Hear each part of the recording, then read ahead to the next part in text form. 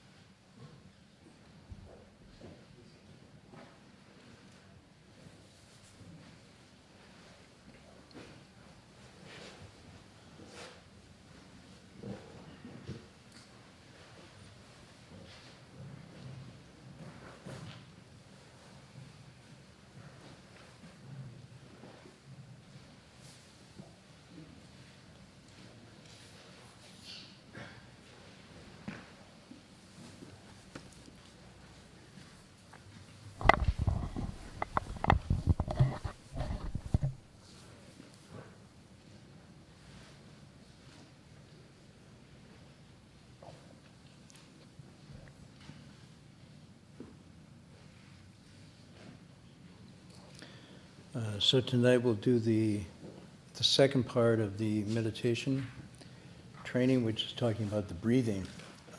Last week we went over the physical posture, and I don't think anybody had any questions on that. Pretty clear what to do on the sitting. I didn't mention that if you are, we mentioned cross leg and then what we called half lotus and full lotus. And because there's a camera here and people are watching someplace out there, when I brought you up to show what half lotus and full lotus was, they just kept looking at me because the camera didn't move. Is that possible to move the camera? It is, to the limit of the tripod. What if he sat in front here? Would that be enough? Well, sure. Or can he sit right here and will you see? You can sit right there, as long as we just, Okay. When you're good at it, you can move around like this. This is another version of the single practice samadhi. Okay, so just to repeat, for those who missed out last, we were talking about the legs and the leg posture. And so let's start with just cross legs is the easiest position. And you simply cross your legs, like so. And then the next position is called half lotus, and you can put one leg on top of the left leg on top of the right thigh, or the right leg on top of the left thigh. And then again, in both, the hands are held, so the left hand's on the bottom, right hand's on the top, and the thumbs are gently touching, and the forearms are resting on the thighs. And then there's what we call the full lotus, which is left foot on right thigh, right foot on left thigh. And so you'll notice as he's doing this, you have a tripod looking at a tripod. So this is the other tripod, but you can see the knees and the lower back form a triangle on the bottom, so it's a very solid base. That's why sometimes it's called the Vajrasana. And then the back is very nice and straight. The hands are in the position, and the arms are relaxed. The chest is very relaxed. The ears align up with the shoulders, and the shoulders with the hips.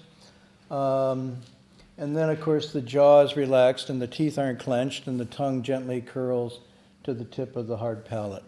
Okay, so thank you for that. I'll try not to do any more illustrations. The breathing is the second component. And this is a very simple exercise. It's very old. It predates the Buddha. In other words, the Prince Siddhartha, who became known as Gautama Buddha or Shakyamuni Buddha. We have statuary and icons and texts pointing to this type of contemplative yoga practice going back for aeons. So in any event, this was not invented by the Buddha, although he refined the practice and put a spin on it in certain ways that others didn't. So what you're doing is you're imitating and learning a spiritual exercise that predates written history. It goes back very, very far, and it hasn't changed at all. So that's the physical. The next thing they talked about in doing this exercise is to bring together the three elements of the body, the breathing, and the mind. those three elements coming together in harmony. The body postures were shown. The breathing then is the second one we'll go into a bit tonight. So let me talk about three wrong ways to breathe, and then finally get into what they call Chan breathing, meditative breathing. So the first wrong way is if the breath is uneven. In other words, if the inhale is longer than the exhale, or the exhale is longer than the inhale, but they should be of equal length. Equal, I don't know what you call that. What do you call them on the wavelength? Periods. Huh? A period. Okay. So, right. So the length of the inhale and the length of the exhale should be the same. If they're not the same, it leads to an inability to settle, and one becomes agitated or scattered, really. Your mind is scattered. So, again, I'm going to emphasize this. If you are doing this, note that it's not correct, and then correct it, but it will correct itself by doing the right breathing.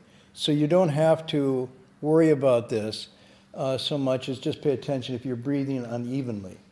So sometimes people will have a or and that's uneven breathing, exaggerated. The second type to avoid is what's called broken breathing, and that's when the inhale and the exhale are not smooth, but they're interrupted in between. So you inhale and then you stop, and then you inhale some more, or you exhale and you stop, and then you exhale some more. So you're breaking up the flow. It's an uneven breathing. And again, sometimes you're not aware of this, and that's why sitting in a group with a proctor who goes around and catches these things can point this out. That's one of the benefits of going to a meditation session. So in that kind of breathing,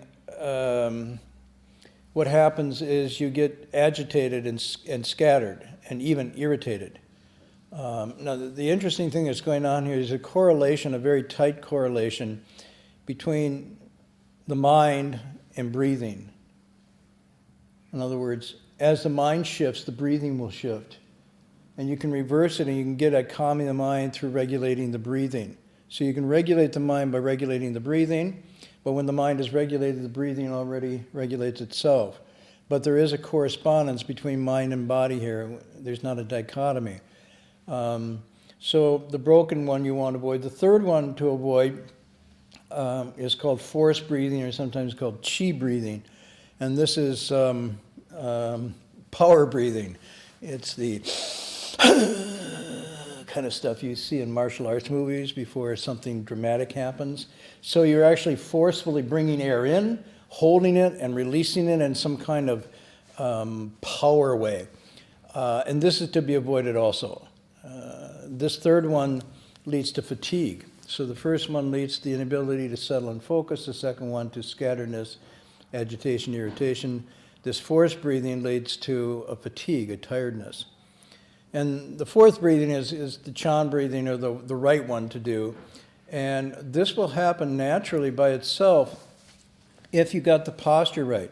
So if the posture is correct and you're sitting correctly, and most importantly, what I said last week, if you're relaxing this whole area here, so your back is straight, but your whole torso, from your solar plexus down to your lower abdomen, is very soft and relaxed and not being held, as when you're sleeping, and I mean a normal relaxed sleep. And when you're breathing like that, very naturally the rhythm of the breathing will settle into the even, unbroken, steady, soft breathing that's associated with meditation. It happens by itself. So simply by holding the posture correctly, relaxing this area, and then bringing your concentration down to here, your breathing will naturally be an even and a regular, soft inhale and exhale. You're breathing through your nose, not through your mouth. That's why the mouth and the lips are closed. And this will deepen and slow down as you sit longer and longer. So when you first come in and do it, it's going to seem a little rushed. It's not going to seem settled. But then as you sit for a longer period of time, this will just naturally settle into Chan breathing by itself. In that place, they say it's like you're breathing, but you're not breathing. You're breathing, but you're not breathing, but you're breathing. You're not hardly aware of it, and nobody else around you is aware of it. So, in a Chan hall, if we're really doing it correctly, and everybody's just sitting quietly, there's no movement, there's no noise, and you don't even hear people breathing, even yourself. So this may seem strange at first because we're so used to heavier breathing or loud breathing or breathing through our mouth. But as the body relaxes, really relaxes, the breathing will relax. As the breathing relaxes, the circulation will flow through the capillaries and the veins and the arteries, and everything will become very relaxed and open and soft. And this is why, just at a very superficial level, this is very good for what people would call stress reduction or hypertension release or so forth, because it's just a real calming exercise. So that's the breathing. The thing about it is you don't have to control it. I want to stress this again. Your body will inhale and exhale on its own quite naturally. This is one of the things we do autonomically, and we don't have to really worry about it. But the Chan breathing will happen as the posture is correct and everything is relaxed and your whole body is relaxed. And then finally, next week we'll talk about the mental part, and when your mind is focused. This all just naturally comes together, so you really don't have to think about it while you're doing it. Okay, questions on this? Anything? Very clear? So what if you notice your breath doing the first three? So if you notice your breath doing the first three, you go through a sort of a check, what do you call it? Checklist? So your checklist, you go through, is your body posture correct? Okay, then, most importantly, is this soft and relaxed? And are you dropping your concentration and breathing? Your breathing should be coming down from here, not up here. So when you're breathing, Chan breathing, your breathing is actually coming from the abdomen. That's the one that's moving in and out. There's hardly anything, I mean, obviously the lungs will fill up and not, but the activity is being generated from right down in the dantian, 2 inches below the navel and 2 inches in. So as you do that and you relax it, it naturally will sink into this rhythm. And then, if that still persists, it's because the mind is scattering and wandering. And so your breathing is chasing your mind, trying to keep up with it. And it's a losing battle. So what you have to do then is go on to the mind ground level and find out, why am I not holding to my meditation topic, or why am I losing my focus of concentration, and bring it back. And as soon as you do that, the breathing will naturally return. So it's a really nice kind of biofeedback mechanism that you can use to check breathing. Body will shift and reflect thoughts. Thoughts will manifest in breathing and body, either discomfort, pain, irritation, irritability, relaxation, calm, and so forth. So it's a really kind of self-contained biofeedback laboratory of integrating body, breathing, and mind. Okay? That being said, I remember I did say last week, and the Sixth Patriarch also really stresses this, that dhyana or dhyana samadhi, however you want to use these words, is really not simply an exercise of crossing your legs and sitting on a cushion, nor is it a kind of meditation practice, but rather it's a state of mind, a state of unimpeded open awareness and unattached, liberated living at all dimensions, emotions, feelings, thoughts, actions. It's an unencumbered, unattached, unbound, liberated state. And that's why he calls, we'll get to this in the text, he talks about a I Ching San Mei, a single practice samadhi. And by single practice, he means 24/7, walking, standing, sitting, lying down. You're in this state of open, clear seeing. You're in touch with everything inside and out.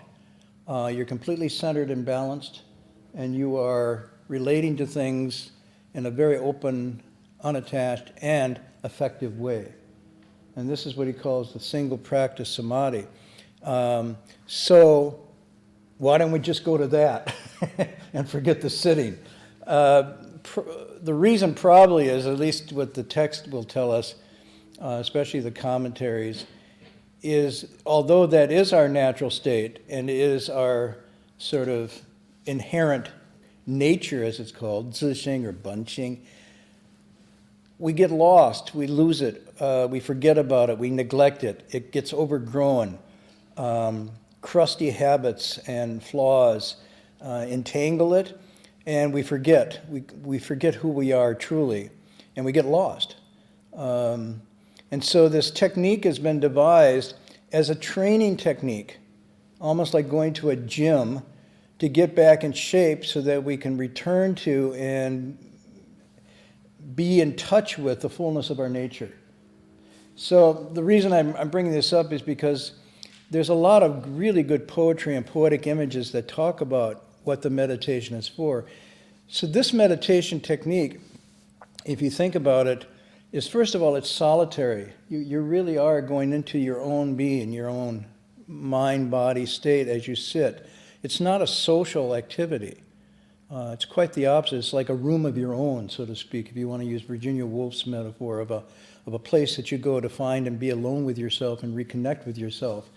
In the Chan or the Zen school, they often talk about it in terms of a cottage or a hut deep in the mountains, near a stream, close to nature, where there's few distractions, and that you can rediscover yourself. You can discover your nature in nature. So the external nature and the internal nature can reunite.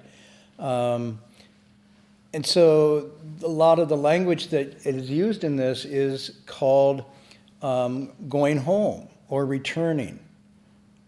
And what it means is the activity of the meditation is to pull back the outflowing six sense organs, just the dust we've been talking about, the plugged in constant assault, bombardment of our senses, to pull them back from that, to reclaim them, redirect them to another ground, which is called they say the wind and light of your original ground or your native land, your birthplace, so to speak, the ground of your being. Go back to that place. And so the meditation is often called returning. Some expressions are used, return the light and illumine within. So you're gathering this light that just goes scattering out, and you're bringing it back, and you're bringing it to focus and shine, almost like you would in the sense of a magnifying glass, or bringing it down to a focal point. And that light is both metaphorical and in some senses real. You're returning the light. As that light returns, you start to illuminate not only your own ground, and you get to know yourself in a different way, in a very powerful, liberating way, but you also get to see things more clearly from the illumination that's coming from the return. This is what's meant by the opening lines of the Heart Sutra when Bodhisattva Avalokiteshvara was practicing, cultivating the deep depths of wisdom. He illuminated and saw. Jiao Guan, right, isn't it? To illuminate in Jiao Jian. So this illumination is talking about an actual process that a change in seeing occurs because the light we bring to bear on it is more focused and clear. And so the very same things that we ordinarily don't see, we see now in new light and new understanding. So returning the light to illumine within is one way to express this. And so this feeling you have of sitting down, gathering yourself in this position, is very much an incubation kind of movement. This is a gathering in pose or posture that pulls your energy and your senses and your focus and your concentration back to a dynamic source, like a heating furnace. Sometimes it's called the kiln, where the things are baked. Sometimes the smelter. It's got different metaphors, but they're very rich, and I think the poetry really helps us understand it. The other one that's used is that when you do this, when you return the light, then you light up your mind and see your nature. Now, is it Guangxin or is it Mingxin, Jianxing? Which one? Jianxing. What's the first one? Is it Guang or Ming? Ming. So Ming meaning light. It's the picture of the sun and the moon, lighting up your mind, and then Jianxing, seeing your nature, seeing your true self, rediscovering who you really are. So this is the practice of meditation is meant to bring all this together into a daily practice. And I stress daily because if you continue to do this for a number of years, regularly, every day, without you even being aware of it. The light will increase, your insight will grow, your priorities will start to reorganize and resettle in very natural ways that are healthy and wholesome, kusala. And you'll feel less worried, less anxious, less troubled and whatnot, because the very process of doing this, and I use the word trues you, T-R-U-E, trues you, but not truth in the abstract, but trues in the sense of the bicycle tire. So when your bicycle tire is out of alignment, the spokes are not even, you take it to a bicycle place. I take mine to one of my students, and they screw it around a little bit, and they true it so that when it turns, it's completely balanced, and it's not right? So truing a tire makes it completely centered and harmonious so it spins evenly. I think the Chinese word for this is zheng, which is the ancient square of the carpenter, used to measure and align things. So by doing this practice, body, breathing, mind, returning the light, illumining within, you will true yourself, and you will find your true self. And it's a very natural thing that you don't have to kind of deeply contemplate. You just let go of what's in the way, and by doing that, naturally everything just becomes manifest. So it's a very important practice, and the reason we do it not 24/7, Yi Xing San made this, is because we just gotten rusty. You know, it's just like you want to run a 26K. If you've been, eating chips on the couch for a year, probably not a good idea to just go out and do that. Or the bicycle pilgrimage. How long is a bicycle pilgrimage? 140 miles. So if you're like me, you ride your bike down to campus and then put it on the front of the bus and go back at night with a donut, you're not going to do a 140-mile bike pilgrimage. So you got to get in shape for it. And by getting in shape, you, I guess, work out a little bit every day and practice, right? And build up a little kung fu and stamina. Just ride a bike. Huh? Just ride a bike. Just ride your bike. Well, meditation's the same thing. Just do it. Just sit every day. If you just sit every day, you will gradually, bodhi accumulates, awakening accumulates, just like a tree grows naturally. But don't wait until, I'm going to say at 65, I'm going to do it 3 weeks to meditation. It's just not going to happen. So do it every day, just like eating, sleeping, wearing clothes. Okay, so tonight I wanted to just share a poem before I start with the class, because last week I used this expression, and I went back and looked up the poem. When I was a kid, I was really mischievous and naughty and wild. And so my grandfather would take me by the ear and pull me into the house and show me how to wash my face, brush my teeth, and even clean behind my ears, which I found very insulting. But obviously, I must have needed it. And then my grandmother, who was a school teacher, used to pull me into her study and have me read poetry. And so some of it sunk in. In any event, and I had to memorize some of it. This one I didn't, but it's one that she liked because she was Irish. And I used the expression last week, and then I didn't quote the poem for you. So tonight I wanted to give you the full poem. I used the expression deep heart's core, in the deep heart's core. And I express this as when you meditate, when you begin to practice, you are returning the light to illumine in your deep heart's core. As Guan Yin practiced, the Bodhisattva, great compassion, you're returning your hearing to listen to your true nature in the deep heart's core. And I would locate that in this sense. In this is the deep heart's core. So what you're doing in this practice is pulling your energy and your focus and your concentration and listening to yourself and really deeply pondering things, thinking things over, getting clear. But the first step of that is to be able to hear and to see into that deep heart's core. So that's the expression I use. Now I want to give you the poem because I think the poem is really illustrative of the contemplative experience, but it's coming from a 20th century Irish poet. The other one I was going to quote was a poem from, beginning lines of a poem from Tao Yan Ming, who is not 20th century. When's Tao Yan Ming? Is he 8th? Huh? Tang. So he's about the time of the Sixth Patriarch. Okay. So I'll start with Tao Yan Ming, just the beginning, and I want you to get the imagery here. He uses the meditative, contemplative experience he calls a home. That's his home. When he goes about, he stays at houses, he stays at other places, but his home is his birthright. And he said, in his home are his fields and his gardens. So the fields and gardens are his mind, the ground of his mind, and the home is where those fields and gardens are centered. So he starts his poem like this. He says, I'm going home, exclamation point. He announces to himself, I'm going home.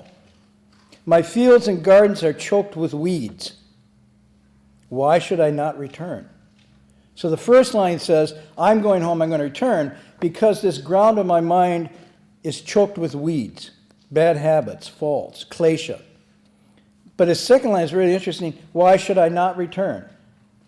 How do you read that? It's a question. Why should I not return? Is he arguing with himself? Could be arguing with himself. I mean, he could be another voice saying, yeah, your fields and gardens are choked with weeds, man. It's hopeless. Don't bother. Don't bother to go back. He's thinking of obstacles? Huh? Obstacles he might encounter? Well, the fields and gardens, it might be, there's going to be work to do.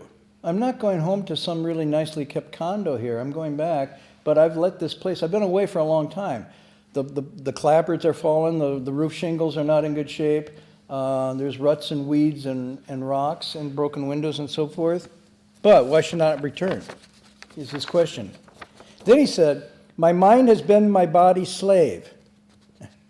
So I've let my mind become a slave to my thirsts and unhealthy passions.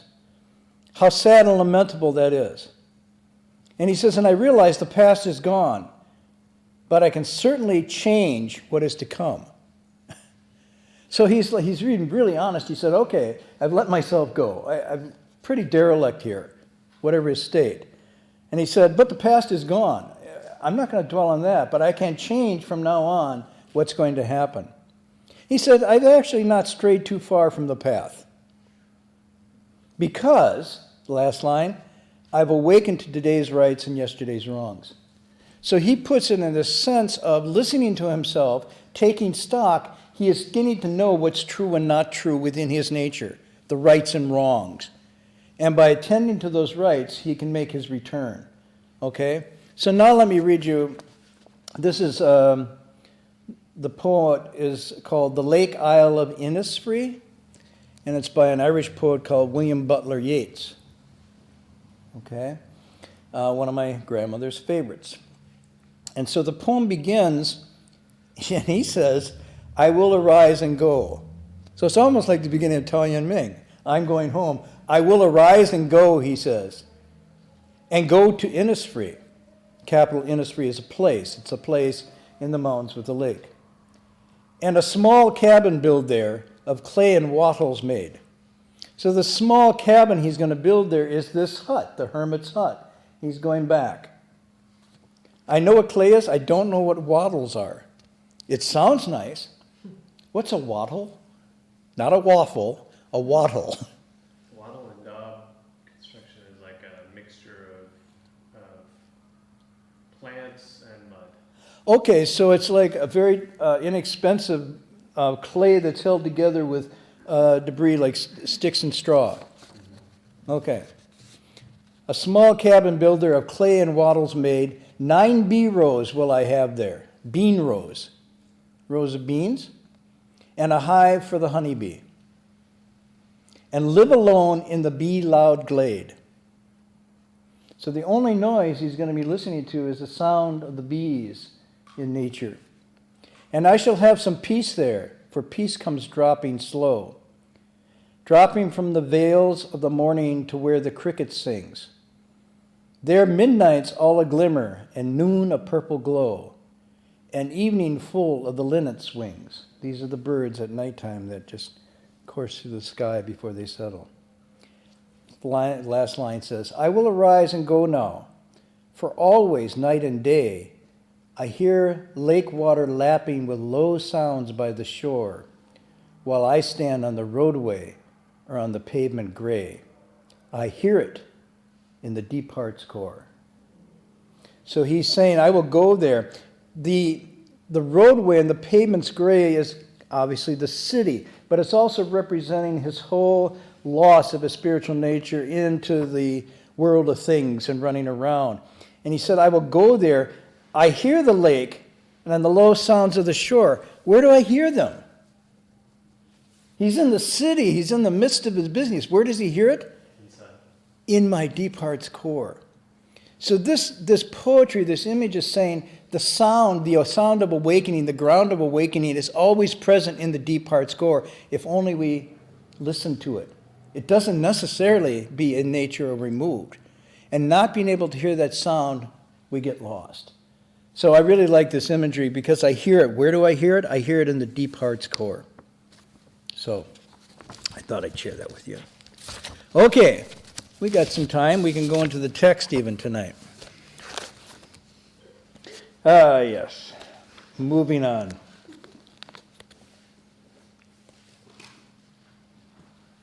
How does the line go? Moving on, it's like, I'll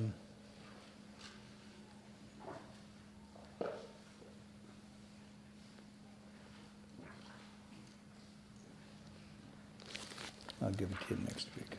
We're on page 37, beginning the chapter 3. This chapter is titled Doubts and Questions.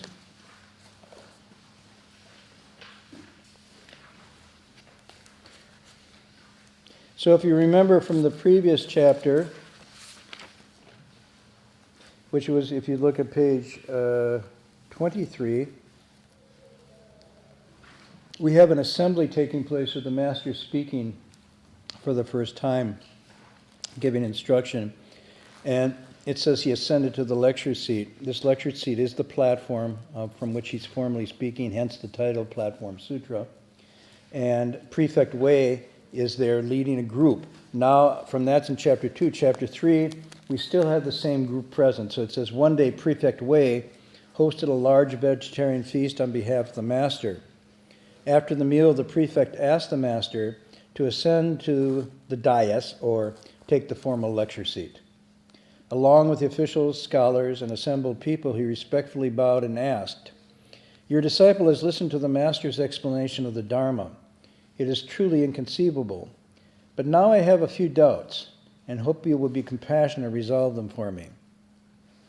So the setting for this now is a very formal event, still being done today. You can still go to monasteries and temples where this ritual of requesting Dharma is done. Normally, the Master will come in, he'll bow perhaps 3 times here, he'll ascend to a higher place, which is called the dais, D-A-I-S, or the formal lecture seat, get himself arranged comfortably, and then somebody from the assembly will formally come forward. They can or cannot light a stick of incense and circumambulate that seat 3 times, and then stand in front of the seat after they place the incense, bow 3 times, put their palms together, and then formally request that the Master teach, give instruction in the Dharma. On Saturday nights, I think they still do that formal ritual here. So if you want to see it, you could see it tomorrow night. It's been done for centuries this way. And there's a lot behind this. One of the things behind it is that the Dharma is a teaching, and we mentioned earlier, that's prescriptive medicine. And so it's only given out effectively upon request. You go to the doctor's office with an ailment and say, "Can you help me?" And the doctor does a diagnosis and then prescribes medicine. Most doctors don't stand on the street corner handing out medicine. They wait until there's some ailment that they're diagnosing and treat. So it's the same way with the Dharma. The Dharma spoken here is obviously going to be something that's very appropriate and timely and direct for the group that's present there. And it still has purchase with us, but in particular here, it's being done because the Master technically wouldn't speak without request. So in all these things that come later, 99% of the time it'll be some request, some question, some approach, Somebody comes to visit and asks a question, and then the response comes. And Dharma delivered for you may be entirely different than Dharma delivered for him. It wouldn't necessarily be the same at all. So in this case, what's he asking? What's his particular request here? I mean, he's obviously going through the formality. He's a prefect. He's a formally trained and educated gentleman. He knows the rituals and procedures, but he's not just simply saying, please turn the Dharma wheel to cause us to leave suffering and attain bliss. He's got a specific request here, which is doubts. First he says, what I heard was truly inconceivable, meaning wonderful almost beyond words, but I don't understand clearly yet. I have some doubts. Now again, you have to sort of, the setting here is, sometimes, I remember when I first started teaching, a lot of students who are coming from, how shall I say it, rote learning traditions, where they simply just take notes and then repeat what they heard. To ask a question would suggest that the teacher wasn't clear. I mean, that's sort of the propriety of this. I have some doubts. Excuse me? You have some doubts? Meaning I didn't speak clearly? So this is kind of there's a little bit here that, especially at this time, but he's clear that he has the doubts and he's asking, be compassionate, resolve them for me.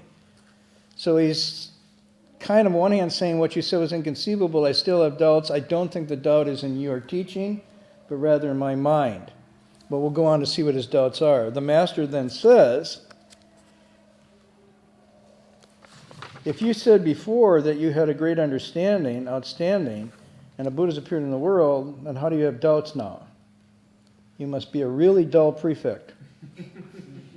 No, it doesn't say that. The master said, if you have any doubts, then ask, and I will explain them for you. Prefect Wei says, and here's the beginning, isn't what you lecture to us the same teaching as Bodhidharma's? Bodhidharma is a reference to the first Chinese patriarch, the Indian patriarch who came first to China, was not well received. I don't know if all of you know this story. He was clearly Indian in his appearance, dark, probably had a heavy beard, didn't speak Chinese, and by those standards already he's suspect. He's truly a Waigoren. And he has a very direct mind ground teaching. And so when he first came in, he contemplated and sat for many years before he was formally taught, just because he was not well received. You have to remember that the underlying strong tradition here is not Buddhism yet. This is a very new thing that's coming in. Confucianism and Taoism are fairly well established, especially as we're getting to this passage here. This emperor was essentially a Confucianist. So he ran his state of affairs and so forth pretty much from a Confucian model with the exams and so forth, and with Confucian virtues and values.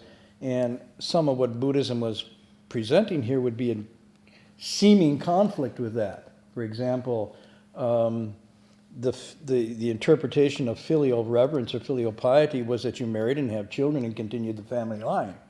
Well, here comes Bodhidharma coming from the Buddha saying, yeah, life's a really troublesome thing. It's always impermanent. Hurry up and figure it out, so shave your head and leave home. And don't have kids and family. Whoa. Okay. And the other thing they have here is they also have a very formal thing of bowing to the emperor. But in their monastic rules, they don't bow to emperors. They don't bow to anybody except each other and the Buddha. So the elevation of state over religion was also something very contrary to the Chinese mind at this time. Anyhow, so he says, you have the same teaching as Bodhidharma, means you came in the lineage of patriarchs that went directly back to Shakyamuni. You're really teaching the genuine mind ground teaching, right? And the master replied, it is the same teaching. So then he begins his question. He says, the prefect said, I've heard that when Bodhidharma first taught Emperor Wu of the Liang, the emperor asked, all my life I built temples, sponsored monastic ordinations, made donations, arranged vegetarian feasts. What merit and virtue have I gained? And Bodhidharma said, in fact, there was no merit and virtue. Okay. And then Prefect Wei continues, he says, your disciple, meaning Prefect Wei, myself, I don't understand the principle here. Please explain it for us. Now, this might not seem like a complicated exchange, but it really is. Generally, the idea is by doing good deeds, you create all this merit and virtue and so forth that accrues to you, and you build up a sort of good karma bank account that you can then cash in later for some material, but also transcendental rewards, heavenly blessings, and so on and so forth. And one of the ways of doing this, according to the Buddhist understanding, was you're building temples and monasteries to support the Sangha. You're sponsoring monastic ordinations, which means you're paying for not only the events and all the accoutrements that go with it, but the food and the services and all that takes place. And sometimes these ordinations can be huge. I remember we did one in Shanghai, let me see, about 1989. It was the first one since 1949. And gosh, there were people from all over China. There was like 500 or 600 people coming to ordain. And they were, you're thinking about not only the ordinees that are coming, but all the support and all the people and all the food and the bathrooms and everything. And this is a huge undertaking and required then state sponsorship. In this time, state sponsorship was usually being done by the emperor or some rich person and so forth, sponsoring the ordinations, making donations of food, clothing, shelter, bedding, medicine, all the essentials that monastics would need, and arranging vegetarian feasts. Now, that's the second time vegetarian feast occurred there. Why? Now, some people say that's an oxymoron. When I first started cooking vegetarian, there was vegetarian, there were feasts, but there were no vegetarian feasts. Because someone introduced me to this thing called tofu. That was back in the 60s. And I thought, okay, so what do we do with tofu? Well, it's good, clean, so we cut it up and ate it. Whoa, it wasn't a feast. And for years, there was no feast with my vegetarian cooking. So it wasn't until much later that I figured out you could actually have vegetarian feast. Why vegetarian? Because the first line he said, he also had a vegetarian feast on the behalf of the master, vegetarian feast here.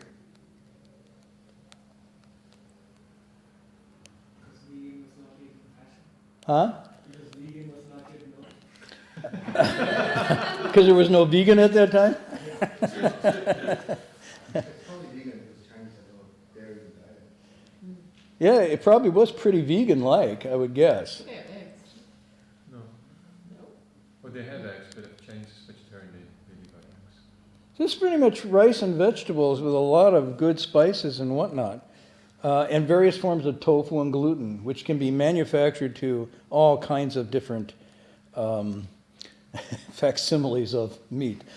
In any event, it was vegetarian for a number of reasons, obviously compassion being one, that they took vows of not killing, or ahimsa, not harming, which were interpreted not just not killing people, but also not killing animals and living creatures.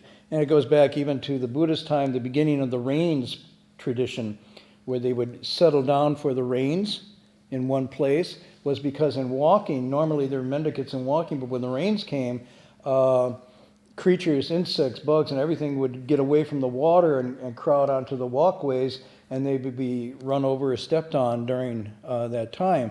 So the rains actually were corresponding to not just a time to settle in, but to also avoid harming living creatures during this time. Okay, so the vegetarian feast is done. And then he says, the emperor, Liang, so this emperor's, his dates are about 464 to 549, this period of his life. He ruled. He's Liang Wu Di, he's the emperor, he's a martial emperor, so he's the first of the line. Usually the first emperor is called the martial emperor, and that almost invariably means he came to power not through the plebiscite of the electorate, but through the sword and through martial force, and displaced the previous ruling one, and thus begins a line. So he was a very famous one in the sense that he was considered to be one of the major benefactors of Buddhism in Chinese history. Of all the different emperors, this particular emperor really put out, hence you have this thing he announces to himself, I've done all these things. For example, he banned animal sacrifice during his reign, which wasn't uncommon then. So throughout the kingdom, there was no animal sacrifice. He established schools and universities in teaching both Taoist, Confucian, and Buddhist materials. Was very much big on education and learning. He abolished the death penalty. So at that time, executions weren't carried out. He also was somewhat of a literati. He wrote poetry and both studied and practiced and supported the arts. And yet he died a miserable death. He died a death under house arrest by someone who came over and displaced him, and literally house arrest. So basically, I think the general understanding was he was starved to death under house arrest. So he came not to a good end. But on the other hand, in terms of establishing a societal and state support for Buddhism, he really did a job. He left home 2 or 3 times and went back to the emperor's thing. Sometimes he would leave home and just go and say, okay, I left home, I can shave my head and go to the monastery. And everybody say, oh my God, the emperor's gone, what are we going to do? He says, well, you could ransom me back. And so they would bring, money to ransom him back, which is an indirect way he had of making offerings to the monastery, although dramatic. And then when they came with all the money, he said, well, you've ransomed me back, so now I'll go back and be emperor for a while. He wasn't a very good emperor in terms of his exact attention to details. So affairs of state he didn't pay much attention to. He paid a lot of attention to vegetarian feasts, to the poetry, to supporting the Sangha, and so forth. But in terms of, so there was a lot of corruption that he didn't nail down, especially within his own family. But that's another story. Anyhow, he asked the question of Bodhidharma the sage, and he said, look, I've done all this, so I must have limitless, boundless merit and virtue for all this good thing. And Bodhidharma does a very impolite, impolitic response and says, there's none. You have none. Fart, fart. There's nothing. And all these things you've done, you've gained nothing. So the rest of that story is not told here. What happens here is Prefect Wei says, I don't understand this. Could you explain? Now, why would Prefect Wei ask about this? What does the first line say? He hosted a large vegetarian feast. So he's there, right? And he's doing all these wonderful things. He's got flowers and incense, and he's probably got all these gifts. And then he's finally saying, well, wait a minute, but this is the same thing as Bodhidharma. Whoa. So indirectly, he's replaying this tape loop again. He's kind of saying, how much merit and virtue do I have? But he doesn't say that. He says, well, is that true about the Emperor Liang Wudi, that he didn't have any according to Bodhidharma? This is a very interesting way of posing this whole question. No, it's not me asking. I was just wondering historically, there seems to be this great guy who was doing all this stuff, kind of like what I did today, but not the same. How come he doesn't have any merit and virtue? And then the master goes on to answer. We'll stop here for tonight and get into it next week. What happened, by the way, according to the legend of the story, was at that point, the exchange happened. Basically, Liang Wudi asked Bodhidharma, come on, do you recognize me? Do you know who I am? Can you see? And Bodhidharma says, don't recognize you. I mean, there's many meanings to that. Yes, he obviously knew he was the emperor, but no, he did not recognize him as being a bodhisattva emperor, nor being someone who was blessed with merit and virtue, nor someone he was expecting a kind of praise. Oh, you are wonderful. You are inconceivable, emperor. And he says, no, I don't recognize you. Who are you? And, of course, Bodhidharma missed all Liang Wudi missed all of this. This was real teaching. This was real Dharma. Like, who are you? Yeah, like, who are you really? I mean, are you the sum total of your good deeds? Ooh, that's interesting. Anyhow, he got that, he took it as an affront, as an insult, when in fact it was really perfect medicine given to an emperor. But as they say in Chinese, good medicine, bitter to the taste, true words, harsh on the ears. And so the emperor took this as an insult, an affront. He basically ignored him, had him sent away, and thus ended their relationship in that lifetime between Bodhidharma and Liang Wudi. And of course, then Liang Wudi went on to end with this horrible end to himself. Bodhidharma went on to establish a line of teachers that persisted up to this day. And they may have had other encounters at other times, but at that time, it did not gel. There was no clink. Do you recognize me? No? Okay, goodbye. All over. Anyhow, we'll stop there for tonight, get into this next week. This chapter is a really important chapter because what the Sixth Patriarch is going to do here is to take all of the very standard recognized practices and devotions and rituals associated with Buddhism and put them into a whole different light than people normally associate them with. Reciting the Buddha's name, seeking for rebirth in the Pure Land, bowing repentances and renewals, repentances and reform, even sitting meditation, making offerings, giving donations, and so forth. All of these, he basically pulls the rug on the conventional understanding and turns it around. And so you can see he's really an outlier. He's really a nomad in terms of the teaching tradition of somebody who is coming in not representing the status quo whatsoever, but rubbing the fur kind of the wrong way. Another thing my grandmother taught me, when you pet a cat, you pet the cat the way the fur goes. You don't, because I would pet the cat, I'd pet the cat and the cat, it'd come back, my, she said, pet the fur, oh, and then the cat would, but if you pet the fur the wrong way, the cat will, right?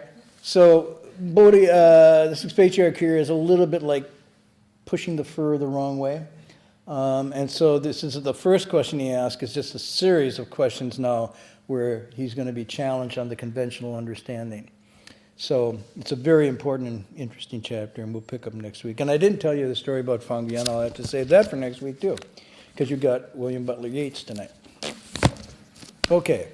Any questions? Let's save them for the beginning of next week because we're already over time. Any announcements?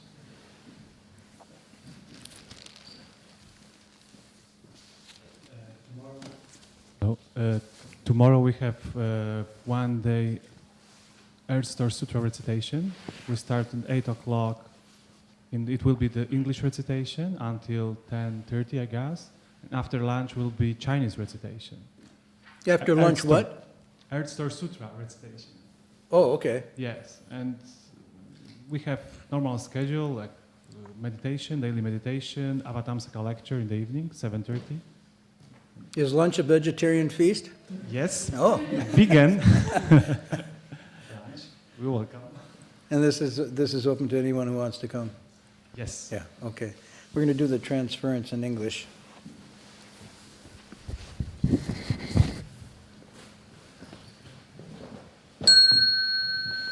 May every living being, our minds as one and radiant with light, share the fruits of peace with hearts of goodness, luminous and bright. If people hear and see, how hands and hearts can find in giving unity. May their minds awake to great compassion, wisdom, and to joy. May kindness find reward. May all who sorrow leave their grief and pain. May this boundless light break the darkness of their endless night. Because our hearts are one, this world of pain turns into paradise. May all become compassionate and wise. May all become compassionate and wise.